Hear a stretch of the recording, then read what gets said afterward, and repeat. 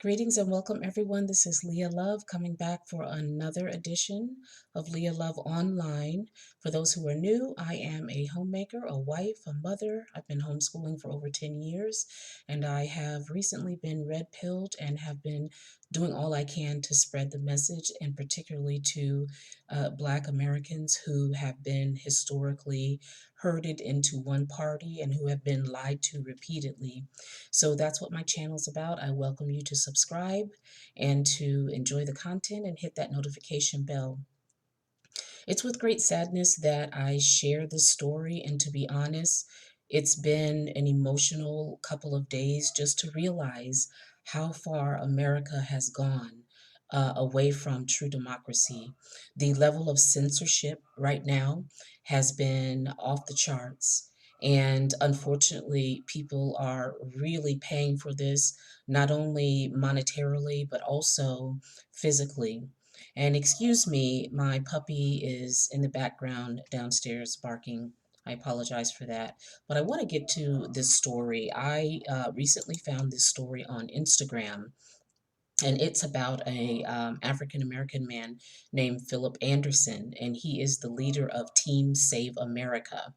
And he was as outraged as I have been in regards to the censorship, the shadow banning, the deplatforming of conservatives. We've recently seen the fiasco that's happened with the Biden discovery, and Twitter actively engaged in tampering with election, in censoring free speech and the freedom of press. They deplatformed New York Post, huge organization and company. They deplatformed them from Twitter for simply putting out their article that exposes the Biden, corruption and with his son.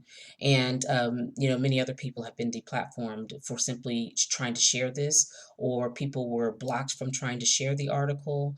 On Instagram, people are being shadow banned, including myself. And even this gentleman, as I was perusing through his page, has been making several posts about the fact that even though he has 44,000 viewers or followers, excuse me, he's lately only been getting like 25 likes on his posts. And some people in his threads are saying, I haven't seen your posts in weeks. He's also not able to go live, like I'm not able to go live on Instagram. And I'm experiencing much the same, though I don't have 44,000 followers. But his story really touched my heart because he's really been working against the censorship of big tech. And he created a rally in San Francisco to, for people to organize against big tech censorship that's happening in this country. And of course, freedom of speech and free press is one of the foundations of this country. If we can't share ideas, we are literally living in communist China. And so I'm going to share first his call to action and to have people come to the rally.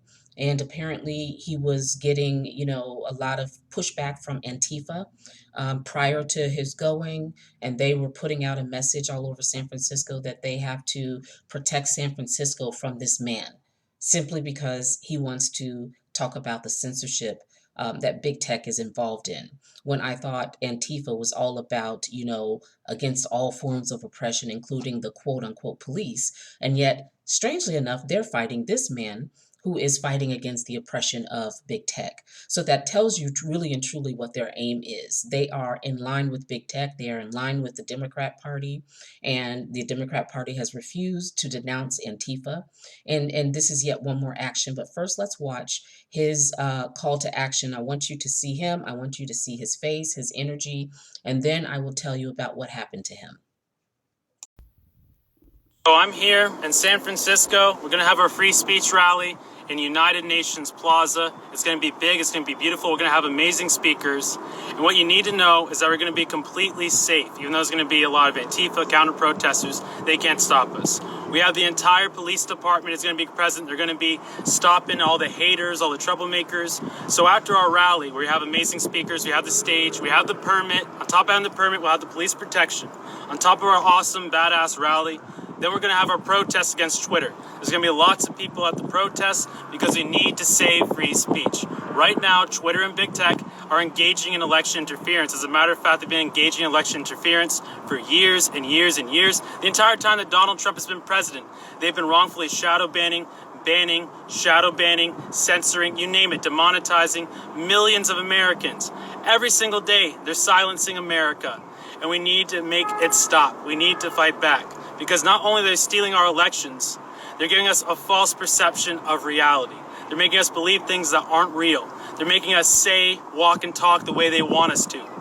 We no longer are who we are because of what big tech is doing. We need to fight back to save America and to save the American people.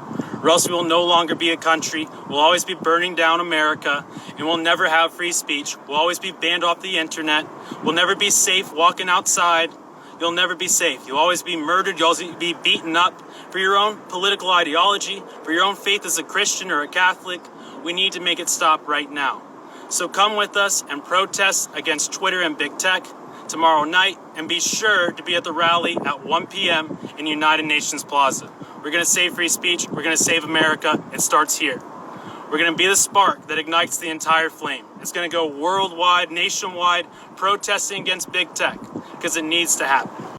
So I really applaud this young man for his passion and for his efforts and for him actually getting out to make a difference. And I love the energy. I love the truth that he represents. And, he really did a good job of pulling people together to get out there to show their voice. Because certainly, if BLM and Antifa can rally and so-called peacefully protest all over this country, surely good conservative Americans should also be able to create rallies without fear of violence. But look at what happened to him. So the event itself, before Antifa started attacking everyone, was very successful. A lot of people came to the event, but Antifa was threatening them and using violence to get them to leave, and police were on the other side of the barrier with me.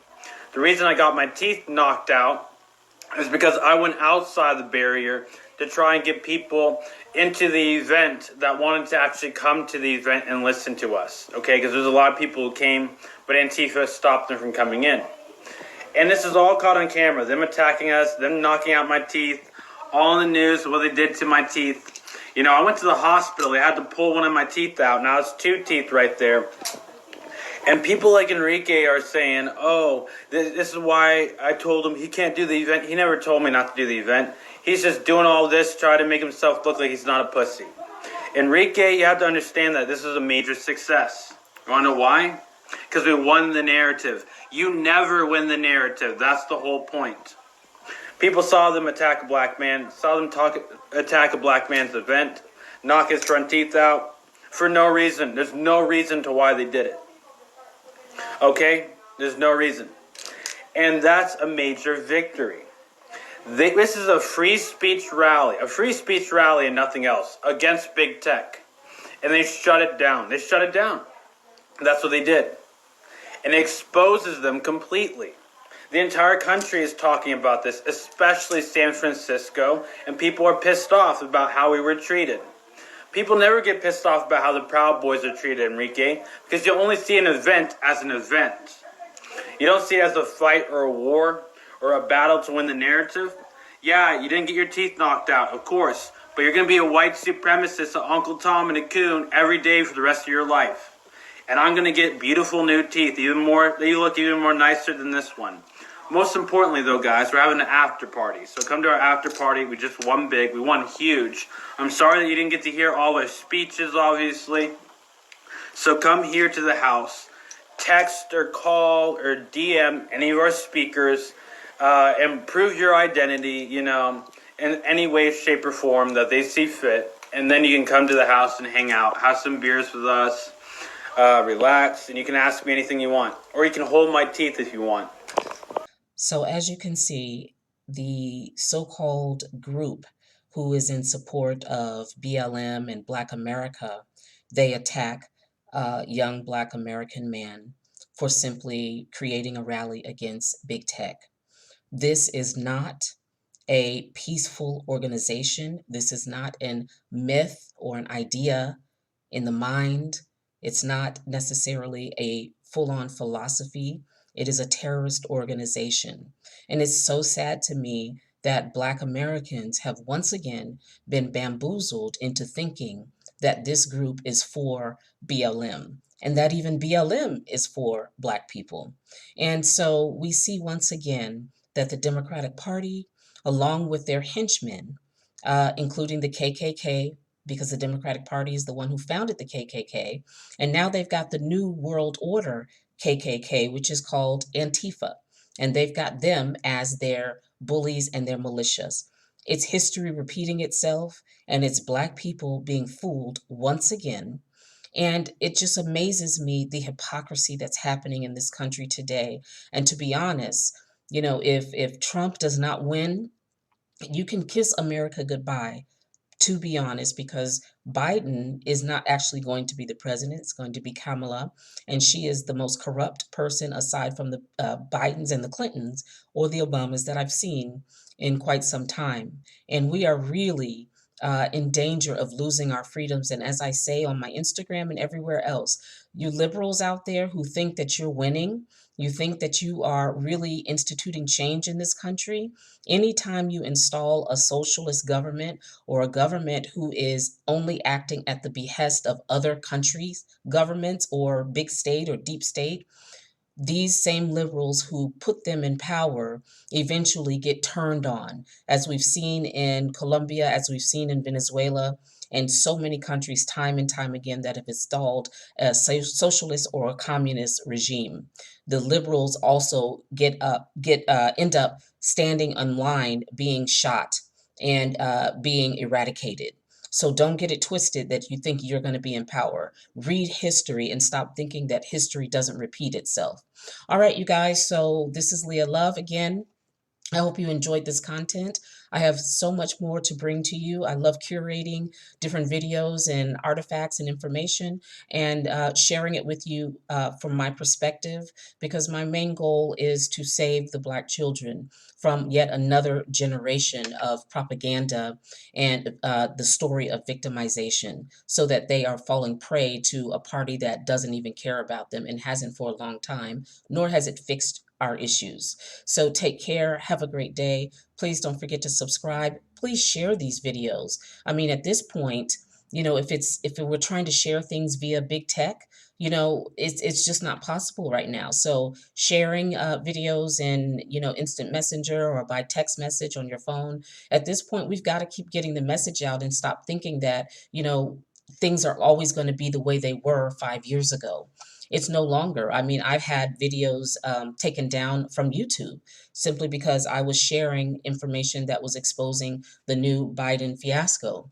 And so it's real. So you never know when, even on this channel, and though I've only got, less than 900 followers, but it's getting real out here, you guys. So please do your part and share these videos out. Any good video you find, share it with people, through alternate means, because these companies are corrupt, and we pray that when Trump comes in, that these companies are going down. All right, peace, y'all, and I'll see you next time.